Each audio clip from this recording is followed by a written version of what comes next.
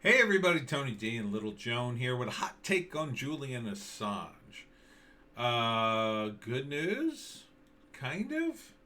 He will not be extradited to the U.S. to face trial, UK judge rules.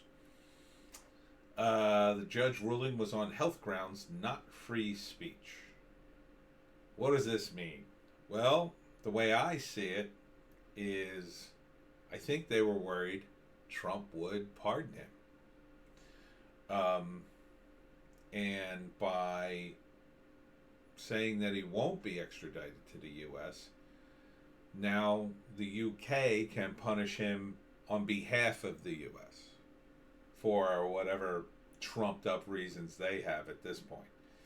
I don't even know what they could do to him in terms of charges. I'm sure they'll find something. This is how badly they want to punish Julian Assange for what he's done. And what has he done?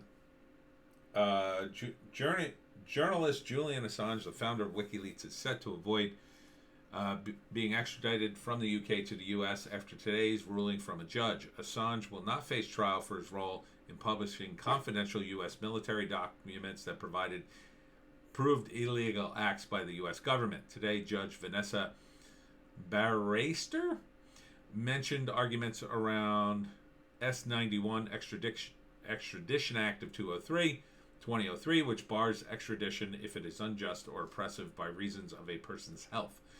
She said Assange has recurrent depressive disorder, which was severe in December 2019, and is sometimes accompanied by psychotic features. Man, they are really turning the screws to poor Julian.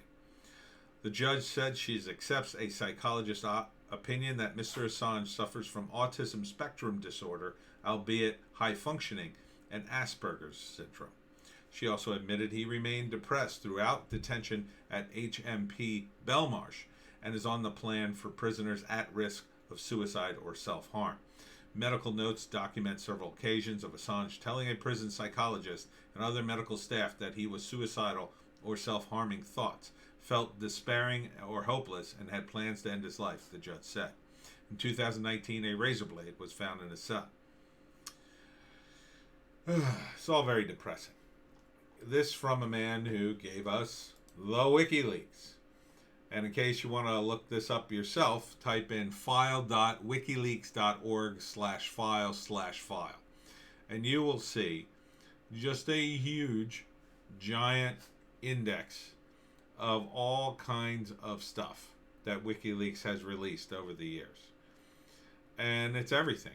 Everything from the military stuff in the U.S., stuff in Russia, the Bilderberg group, Barack Obama campaign stuff, CIA, what else here? There's all kinds of stuff. There's stuff I don't even know. Stuff from Germany, stuff from FEMA and the FBI.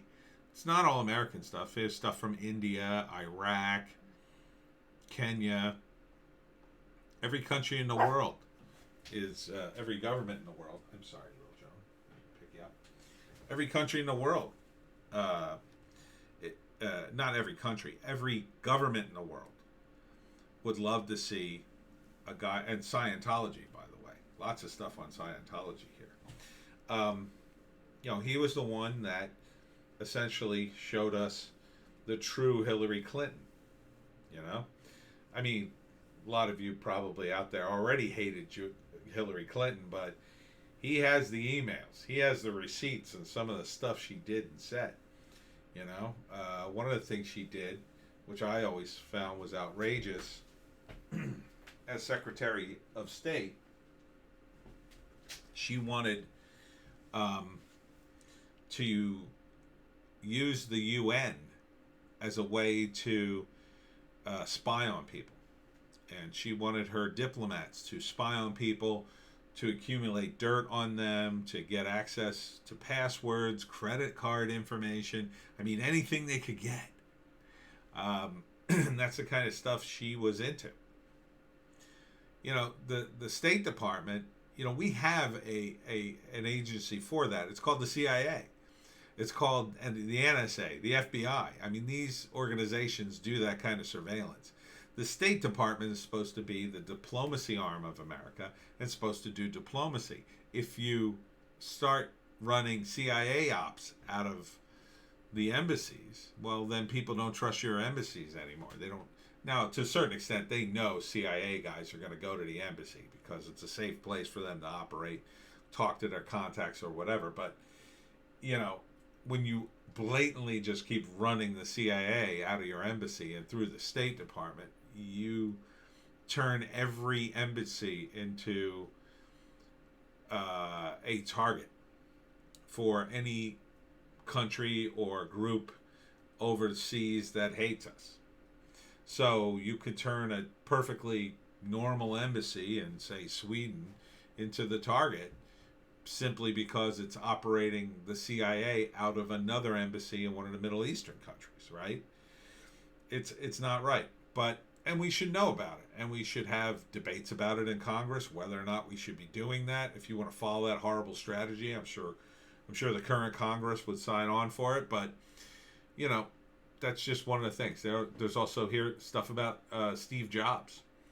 The rumor is he had HIV, and I believe that's what I believe this is the letter about HIV. Yeah. Steve Jobs, HIV. It's a zip file, so I won't click on it. Stuff in the UK, stuff in the UN, US Army. I mean, the list it's a massive dump of information if you want to check it out. So, enjoy. And you can thank Julian Assange for all that information. We know stuff about the governments because of him. And because of that, you know, he's doing real journalism. This isn't a joke. Not like our current crop of journalists, for the most part, excuse me. So he should go free. Trump should still pardon him anyway, even though the pardon probably won't do much for him, except maybe get the U.S. off his back, you know, permanently. But in the meantime, you know, now it's up to the UK. Hopefully you guys in the UK can put some pressure on your government to let him go at some point. I mean, the guy's practically gone as it is. I don't see the point of holding him much longer. Let the guy go live his life. I mean, he's probably going to suffer from PTSD and a host of other problems for years to come. Probably be years before he starts up again and starts going back to WikiLeaks. Free Julian Assange. Free him.